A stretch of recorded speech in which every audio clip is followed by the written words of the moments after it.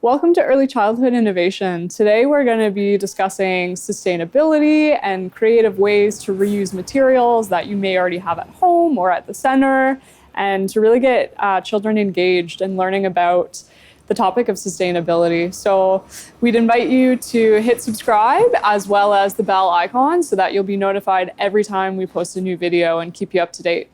Hope you enjoy. You're watching the internet's leading early childhood innovation channel.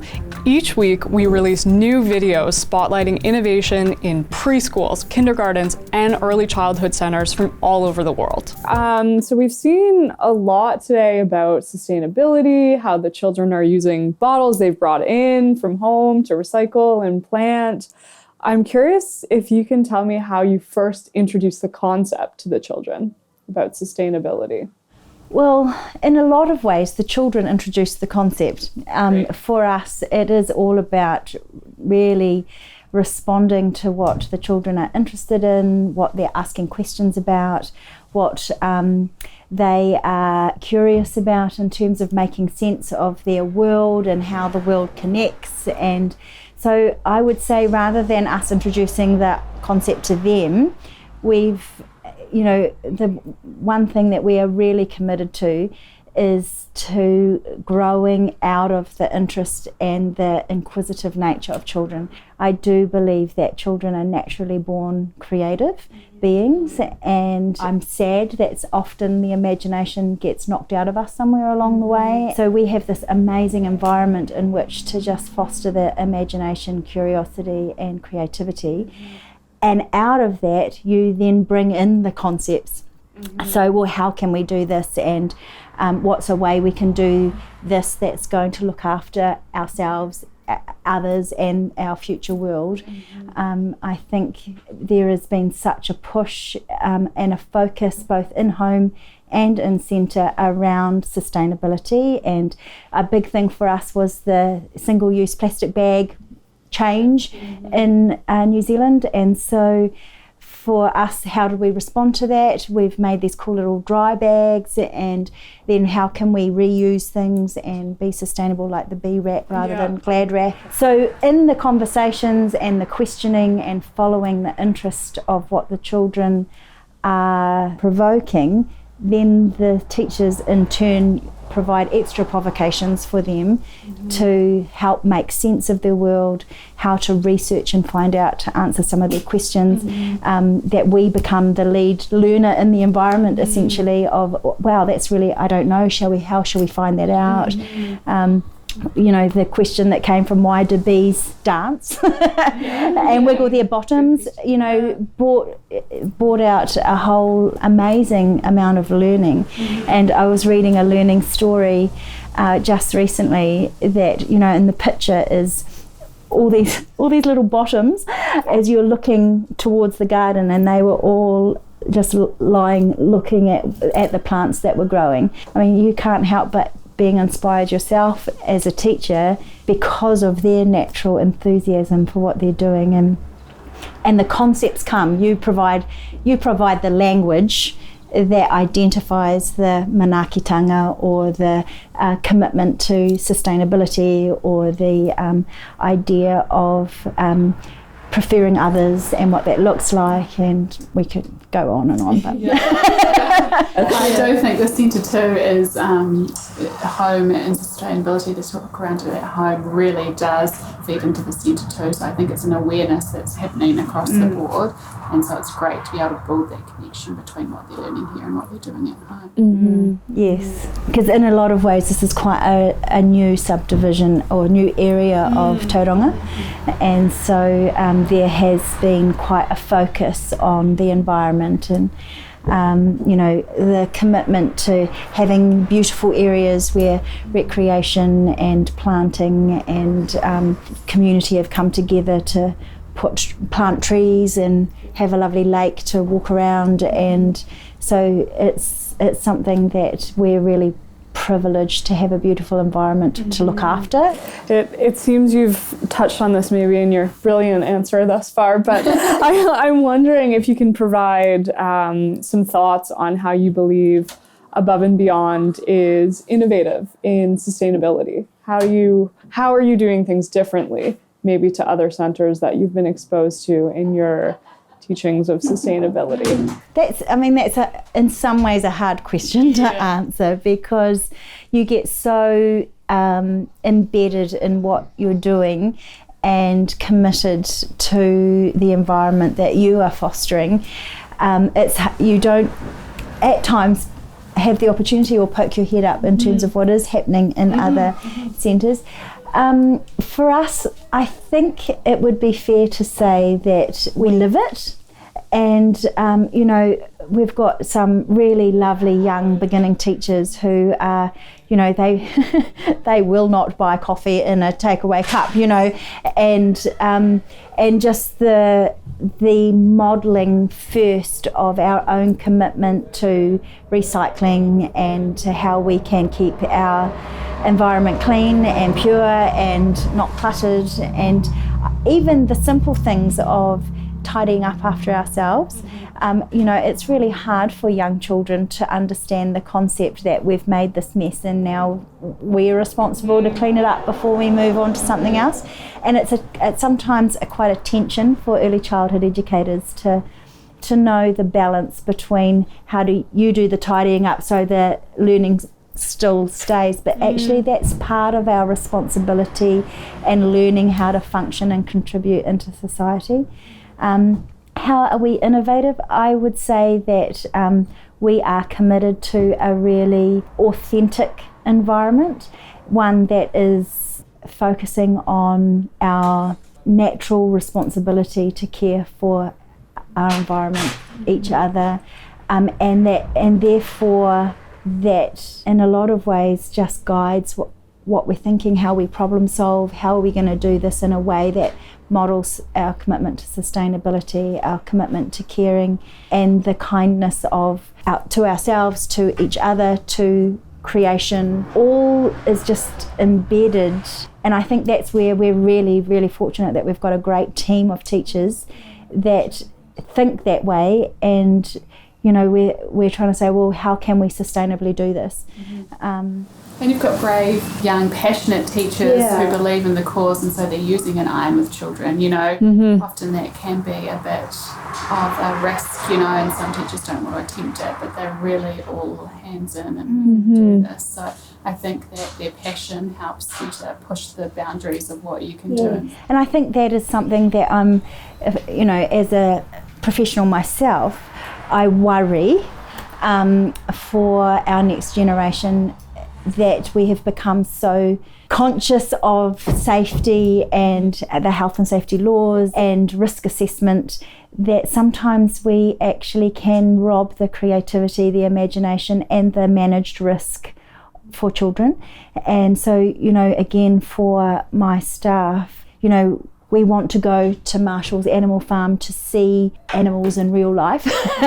And your immediate reaction is, that's 60 children in an area that has water and animals and hills and holes and bush and all these sorts of things. And so the temptation when you read the health and safety law is to think that's too risky, but we then rob the children and our teachers responsibility and opportunity and experiences that bring such language and rich learning that comes out of that. And so I'm OTT when it comes to a RAMS form because I know and have lived the experience of when things go wrong. But life is risky, and when you take all the precautions, that gives you the freedom to then play in the environment that we have been gifted. And that, I think, is in a lot of ways innovative in an environment that is so regulated. You've summarized it so beautifully in the way that you said, managing the risks, but not robbing the creative opportunities. I think that's so wonderful. And out of curiosity, do you think, what are the factors that are minimizing creativity in children as they grow up? I think it is the paperwork and policies and procedures, and as educators, we at times are so needing to make sure every form is ticked and signed, and I think that actually where it starts, in that we minimise the creative juices of teachers because we are trying to regulate and protect and track every moment, and that releases almost a fear rather than a freedom to explore childhood and their imagination. I think technology serves us magnificently, but at times there's technology that prescribes things. And so, you've got some fantastic learning programs, but it's preset. And so again, they're just children learning to be free to, rather than have the thing in front of them, to create something out of nothing and imagine the thing. We're all really busy, and so it's much quicker to just have a toy that does the thing rather than to build the toy. All those sorts of, I would say that our generation has been almost obsessed with the functionality and efficiency in life, and forget about the beauty and the craftsmanship and the sense of amazing satisfaction that comes from doing it yourself and creating. And nothing, to be perfectly honest, a child who got served up a spinach tart that they would go, no thank you, I'd rather have the cake. But I grew that, and I watered that, and I picked that, and I saw what happened with that, and now I'm going to eat that. But there's that amazing sense of satisfaction of creating something beautiful, or the craftsmanship of something. And again, the temptation is in this world where speed is important. As teachers, it's really hard not to go, oh, here, I'll show you how to do it. Here. And as I watched, you just watch Connor not plant a pumpkin. The temptation is to actually do it for them because it's quicker. And actually some learning happens of the fact that the pumpkin never got put in the pot. But in the process of that, again, it's that tension of guided but not orchestrated. They move up to primary school, and they're suddenly there's a bell and a time and and while it's good for children to experience a routine so that they can anticipate, when this happens, this is going to happen, and when that happens, that means that's going to happen. And so the routining is important, but the unhurriedness of following a tangent and a teachable moment is the beauty of early childhood education, that having been in all factors, primary, secondary and tertiary, that's just the sense of unbelievable freedom that we have in early childhood, and it sets our children up really beautifully. And I mean, we have the privilege of doing that.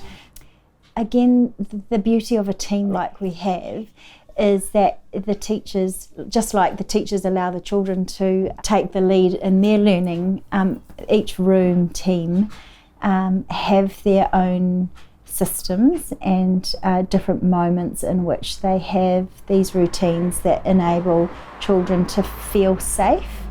And so, yes, in the older rooms, 2 rooms, they do have rolling morning teas, but dedicated to having a clean-up time from the morning activities, and then a mat time to pull in some of the intentionality of the learning of what happened in the morning at a mat time, and a quietening of who they are, so that they are ready to then, so they've cleaned, they've reflected, they then go and wash their hands, say a karakia, they sit as a whānau and enjoy a meal together, and they all in the main sit until the main children have completed their meal. And then there's some who like to make an event of it, and so there's always a small table that takes a little bit longer, but why not, because you can. In the toddler room, there is a focus of learning how to just settle and sit, because that's a bit of a challenge for a 19-month-old to actually sit down. And so their morning teas and their lunches are set together.